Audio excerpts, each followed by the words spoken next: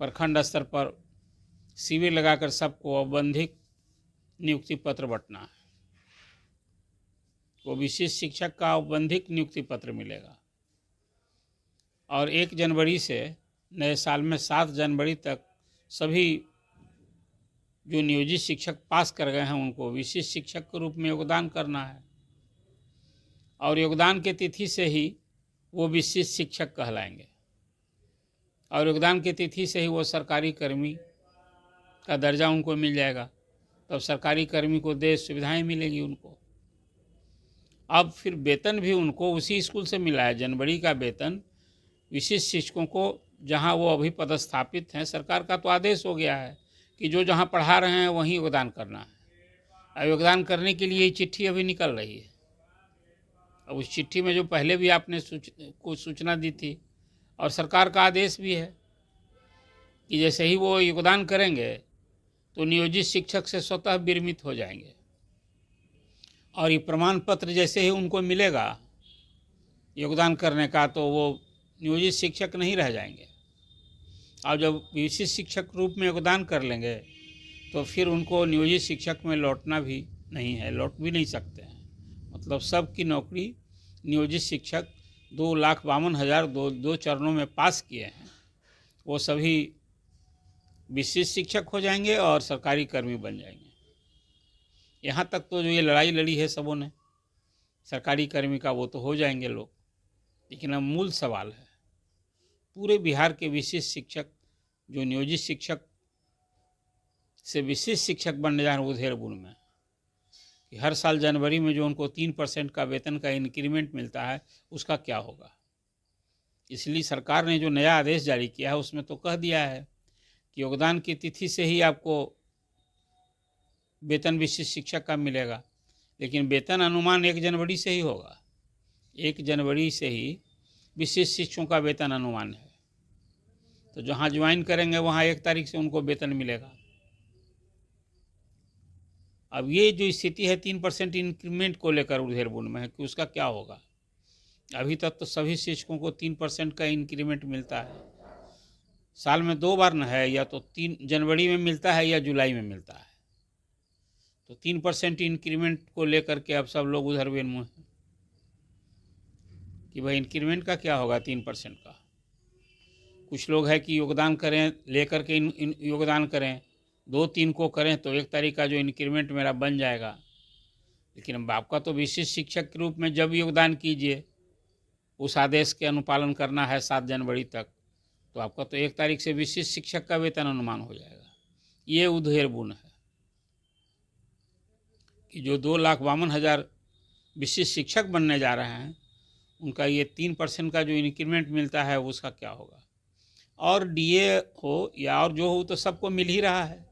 अभी 53% डीए मिल रहा है तो ये सब तो मिलते ही रहेगा। उस सब में तो चाहे विशिष्ट शिक्षक हों चाहे नियोजित शिक्षक हों सबको मिलना है। अब ये सवाल सबसे बड़ा है कि एक तो इंक्रीमेंट का, दूसरी जो सबसे बड़ी बात है अहम सवाल है वो सेवा निरंतरता का। आप 1 तारीख से 7 तारीख तक जो योगदान करेंगे तो सब विशिष्ट शिक्षक कहला जाएंगे, नियोजित शिक्षक से विशिष्ट शिक्षक बन जाएंगे। तो नियोजित शिक्षक के रूप में जितने दिन उन्होंने सेवा किया उसका क्या होगा। नियोजित शिक्षक थे तभी तो आपने विशिष्ट शिक्षक बनाया है, लेकिन उस सेवा की गणना तो होनी चाहिए।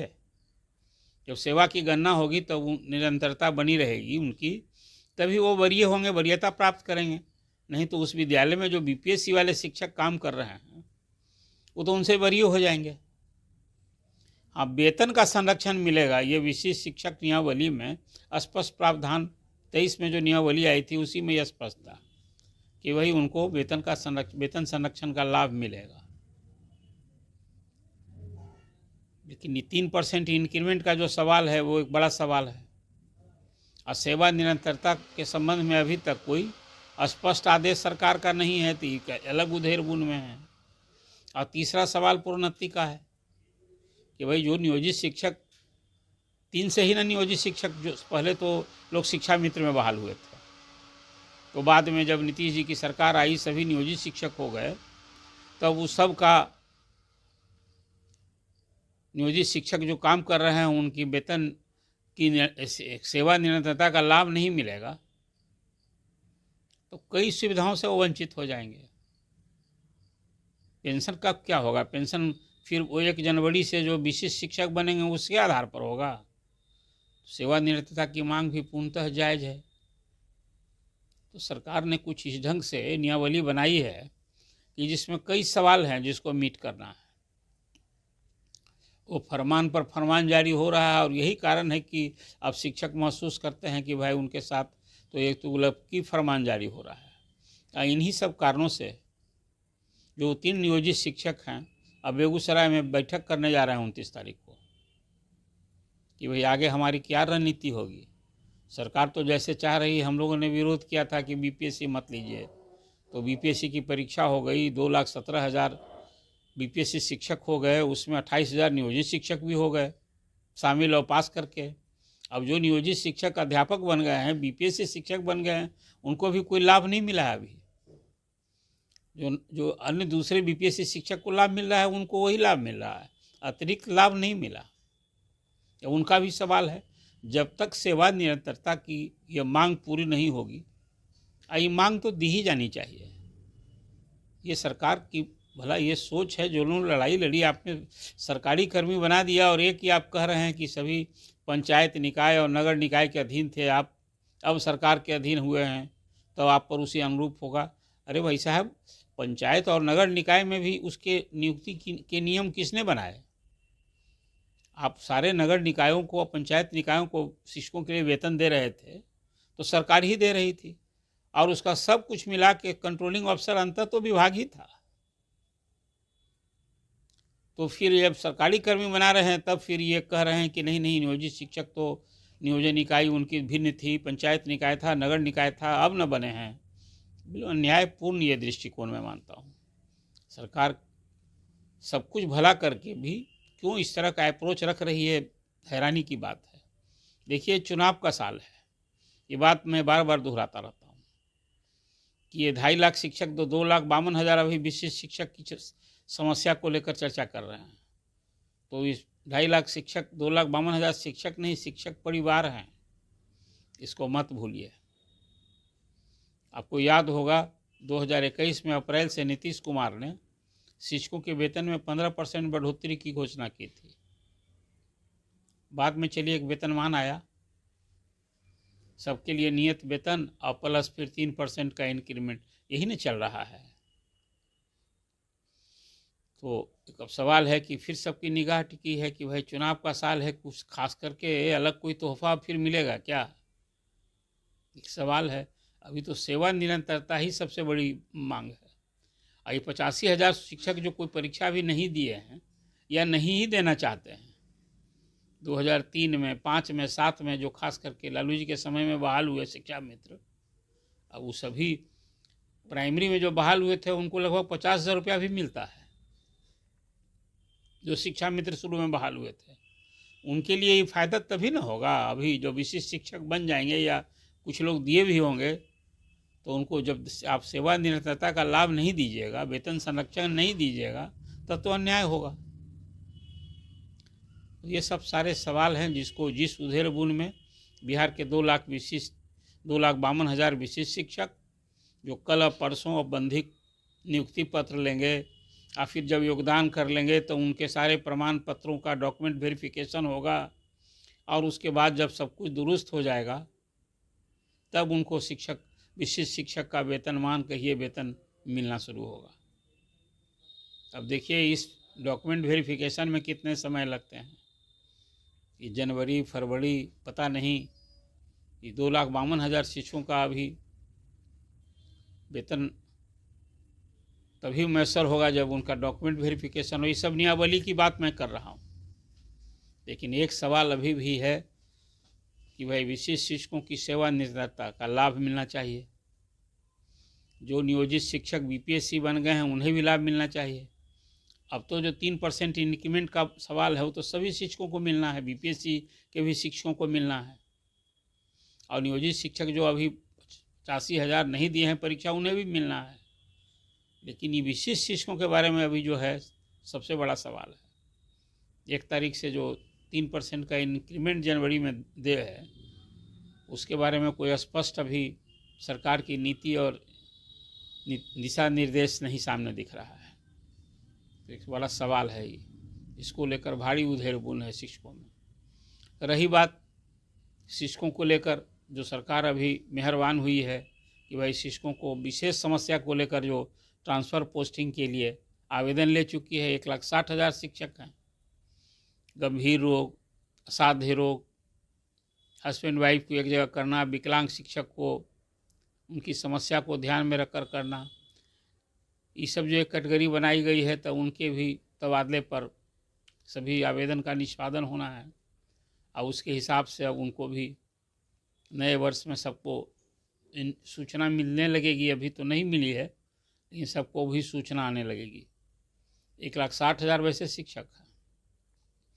अब उसके बाद विभाग उसमें उसी प्राथमिकता के हिसाब से प्राथमिक, पहले तो गंभीर रोग, असाध्य रोग और विकलांग, और फिर पति पत्नी का ये सब किस रूप में किया जा रहा है, अभी स्पष्ट चर्चा तो बहुत सुनने को मिल रही है। लेकिन एसीएस ने कहा था कि भाई समस्या वालों में भी किसको पहले प्राथमिकता देंगे और किसको अंत में देंगे, ये भी एक सवाल था। लेकिन अब वो तो बता चुके हैं कि भाई जो विशेष समस्या वाले हैं सबका करना है, जिनका आवेदन लिए हैं तो वो होगा। अब वो प्रधान शिक्षक 38,000 उनकी भी पोस्टिंग होनी है, जो 1 to 5 के स्कूल में जाएंगे प्रारंभिक विद्यालयों में, और 6,000 हेडमास्टर जो मिडिल स्कूल में जाएंगे। अब उनकी पोस्टिंग कहाँ होगी? अब सब जो अभी सरकार कह रही है कि भाई शिक्षकों की समस्या का ध्यान रखेंगे, उनको घर के करीब मतलब असुविधा नहीं हो, ये जब इस दृष्टि से सबका ट्रांसफ़र पोस्टिंग हो रहा है तो स्वाभाविक है जो प्रधान शिक्षक हैं वो भी चाहेंगे कि जहाँ काम कर रहे हैं एटलीस्ट तो जिला में, उसी जिला में हो या फिर एक ही जिला में हो। तो उनके लिए तो कोई मांगा नहीं गया अभी जिला का ऑप्शन। और उस संबंध में एक स्पष्ट नीति भी अभी नहीं सामने दिख रही है। लेकिन लगता है कि सरकार का जो उदारचित है उसमें भरसक ये होगा कि सबको पहले जो जहाँ है उस ज़िले में ही करें। अब उनके लिए ब्लॉक का ऑप्शन, पंचायत का ऑप्शन ये लिया जाना है, लेकिन काउंसलिंग तो हो गई है पूरी। अब उनकी पोस्टिंग का सवाल।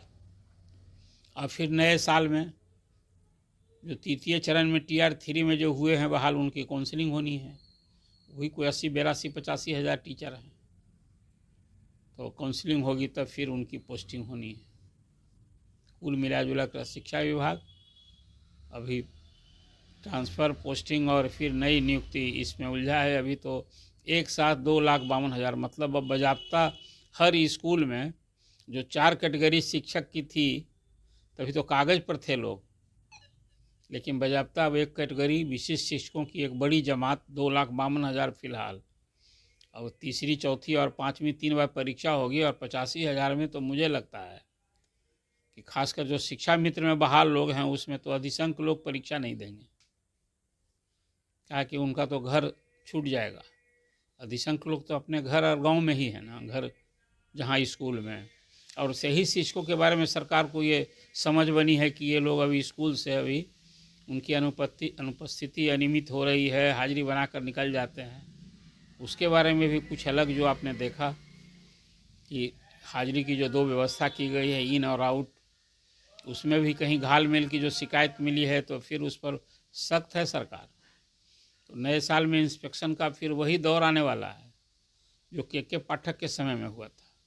और सारे जो इंस्पेक्शन करने वाले अधिकारी हैं अब उनको एंसरेबल बनाया गया है, इसलिए कि अब ACS सिद्धार्थ जो मोबाइल से हर दिन, हर वर्किंग डे को जो 10 स्कूल में फ़ोन करके स्कूल की तस्वीर जान रहे हैं, स्कूल की परिस्थिति स्थिति जान रहे हैं, तो कई नया फीडबैक मिल रहा है।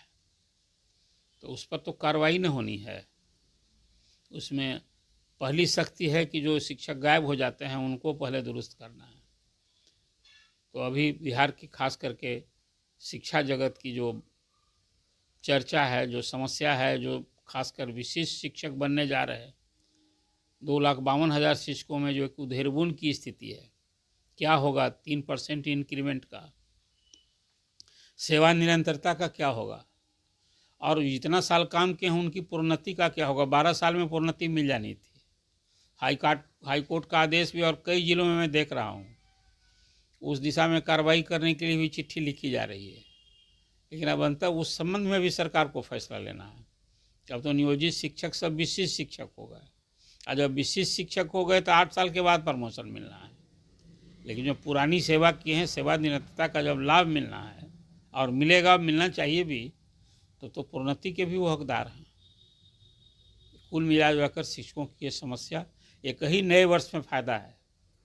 ये 2,52,000 शिक्षक बीपीएससी शिक्षक की तरह सरकारी कर्मी होने जा रहे हैं। बाकी तो अब कई सुविधाओं के लिए अब ईपीएफ कटता था तो पीएफ कटेगा, लेकिन एनपीएस का जो लाभ मिलना है उसमें भी बड़ा सवाल है। सेवानिवृत्ति का लाभ मिलेगा तभी विशिष्ट शिक्षक को एहसास होगा कि उनकी ये लड़ाई, जो उन्होंने सरकारी कर्मी बनने की लड़ाई लड़ी, वो फलदायी रहा है। तो मूल सवाल यही है, सेवा निरंतरता और फिर प्रोन्नति, 3% इंक्रीमेंट। ये अभी 3 मुद्दे हैं, खास करके सक्षमता उत्तीर्ण नियोजित शिक्षकों के सामने। इसी उधेड़ बुन में 1 तारीख से 7 तारीख तक योगदान करना है। अब देखिए, सरकार का ये अपेक्षा है शिक्षकों को कि भाई कोई एक स्पष्ट निर्देश आना चाहिए कि नहीं, 3% का लाभ जो दे है वो मिलेगा। काहे कि they all are serving teacher. आप नियोजित से विशिष्ट बना रहे हैं तो 3% का तो उनको इंक्रीमेंट मिलना ही चाहिए। तो इस संबंध में भी तो एक स्पष्ट सरकार के निर्देश अनुदेश की अपेक्षा करते हैं शिक्षक, जो उचित भी है। तो आपके सामने बिहार के शिक्षक की समस्या, सरकार से अपेक्षा और जो उनकी अभी स्थिति है, मनोदशा है, इसको लेकर आपके सामने एक बात और है अभी कि नए साल में तो अब खासकर विशिष्ट शिक्षकों की जो नियमावली में नया संशोधन हुआ है, ये आचरण संहिता और अनुशासन का पाठ, आप समझिए आपके लिए नया साल किस रूप में आया है। सरकारी कर्मी तो बन गए आप, लेकिन ज़रा आचरण संहिता और अनुशासन का जो सरकार नियमावली बनाई है उस पर भी आपको ध्यान देना होगा, अन्यथा ये नौकरशाही है, यह भी आपको समझना पड़ेगा। तो आपके सामने शिक्षकों को लेकर के जो अभी चर्चा की, आपको चर्चा कैसी लगी? आप ये मानते नहीं हैं क्या कि जो आपकी समस्या है, सरकार को समय रहते इस पर पहले ही उसका दृष्टिकोण सामने आना चाहिए, स्पष्ट निर्देश और दिशा निर्देश होना चाहिए कि भाई उन्हें 3% का इंक्रीमेंट भी मिलेगा और सेवा निरंतरता का लाभ जो उनकी पूर्णतः जायज़ मांग है वो तो मिलनी ही चाहिए। और उसी तरह प्रोन्नति की भी मांग उनकी उचित है। अब तो नियोजित शिक्षक की योग्यता पर सवाल नहीं न उठा सकते हैं, सभी सक्षम हैं। 2,52,000 ने तो अपनी सक्षमता का डंका बजा दिया है। तो फिर उनकी मांग न्यायोचित है, जो उन्हें सुविधा दे हो तो देनी होगी। तो इस पर आपने प्रतिक्रिया दीजिए। इस